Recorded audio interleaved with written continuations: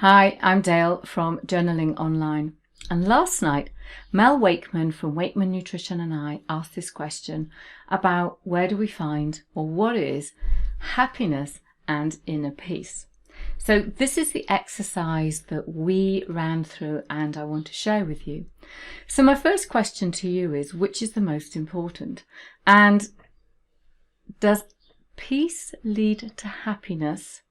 Or does happiness lead to peace?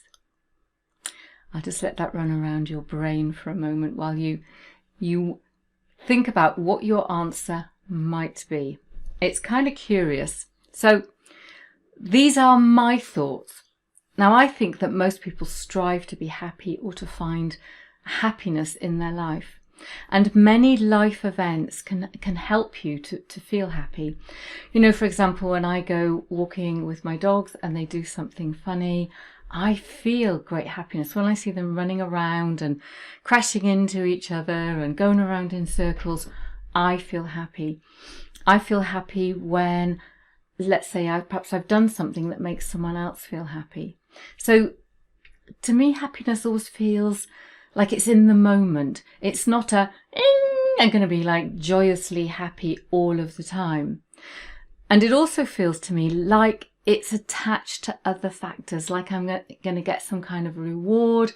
I feel happy when I've achieved something or I get something. You know, perhaps I feel happy when I get that new pair of shoes, you know, that kind of stuff. So to me, this is what happiness feels like. Whereas inner peace feels stronger. It feels like it's going to last longer.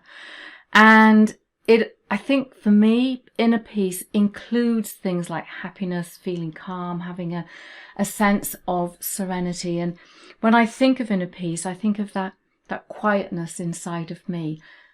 But it feels like there's a sense of permanence. Like I feel inner peace all of the time. I feel moments of happiness. What do you think?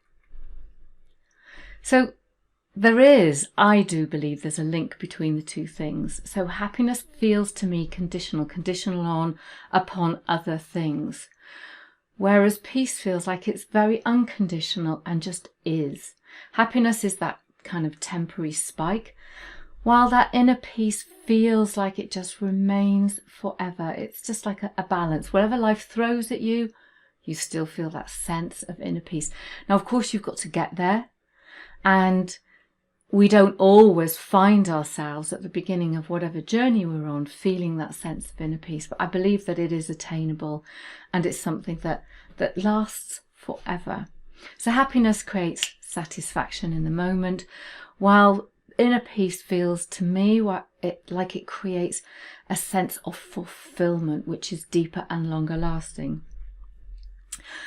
So I do truly believe that being happy leads to inner peace. And I think the more happy moments we can have, the more peaceful we can feel. Now, being happy doesn't mean to say that you won't feel unhappy.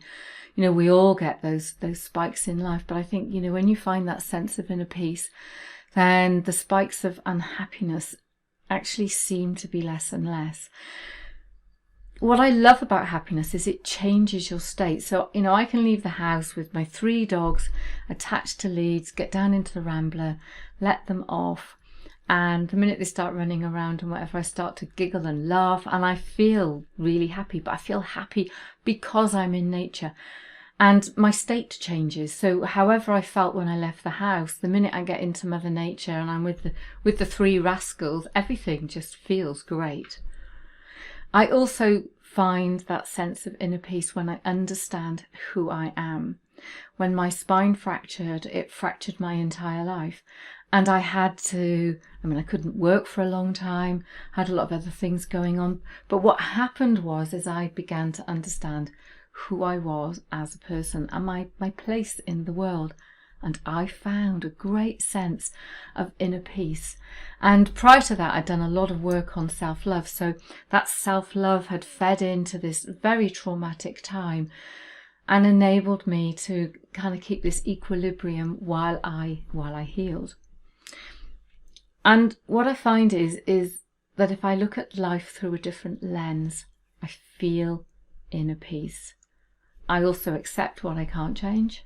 You know, there's lots of things that we look around and think, you know, I'd really, really like to make an impact on something awful, but some things we cannot change, big and small. And doing all of this, and doing lots of things that make me happy kind of helps me to maintain that sense of inner peace.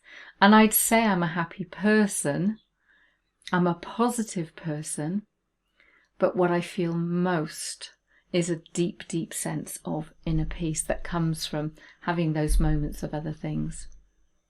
So here's an exercise for you to try. So there's a mandala, and what you do while you colour in the mandala is you focus on the words happiness and inner peace. And whatever comes up, comes up. Then I've got 3 sets of circles, red, orange and green, and I'll explain as we get to each of them. So you colour in the mandala, as I said, while focusing on happiness and inner peace. And then you answer those questions, and then you reflect in your journal. So this is the mandala. It's a teapot. I call it the teapot of life because it's pouring what I can see, like joy, happiness, inner peace, all kinds of emotions. I think it's a really beautiful picture, just crying out to have your felt pens or your crayons scribbling in all the patterns. So the first question is what stands in the way of my happiness and my inner peace? So you've got these 2 circles. So in the happiness, write down all the words that you feel stand in the way of your happiness. That might be anger, that might be other people's behaviour. I really don't know.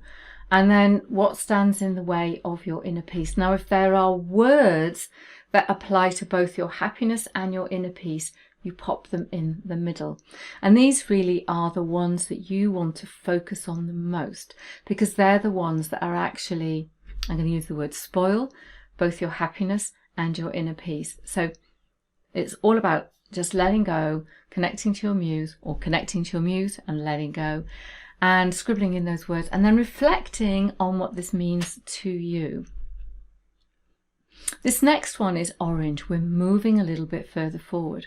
I will have happiness and inner peace when. So find all the words that you feel that when you have happiness or you have inner peace, they are the words that you put in each of those circles. And in the middle, again, the words that relate to both your happiness and your inner peace, and reflect on that, what that means to you. Now in this one, it's green for go. And now I want you to connect to your future self. So, close your eyes, imagine yourself into the future. And I want you to think about what it feels like to have that happiness and that inner peace that you have been striving for, because now you have it. You're connected to your future self, and your future self is going to give you the words for the happiness and inner peace, and the words that go in that intersecting piece. And then I just would invite you to reflect on what that means for you. So reflect after each exercise and at the very, very end, so you're bringing it all together. What do you learn about yourself? So what stands in the way, and what are those things that you kind of future paced, and then what does it feel like to actually have happiness and inner peace? And then I just want you to think about, what's that one action that you're going to take that you believe is going to change how you feel, that's going to bring the stuff that your future self has told you into the present moment, so you can enjoy it right now. So I'm Dale, and I'm from Journaling Online, and this is an exercise that Mel Wakeman and myself, so Mel is from Wakeman Nutrition, have brought together for our 28 days to a new you 28-day program. Surprisingly, 28 days, 28 days. And in that program, we're going to help you move through our 4 pillars of mindset, juicy life, and nourishment, and declutter, that's going to really change and kickstart how you approach both your health and your well-being, and hopefully see life through a different lens. So the link is below, and we look forward to you joining us in 28 days to a new you.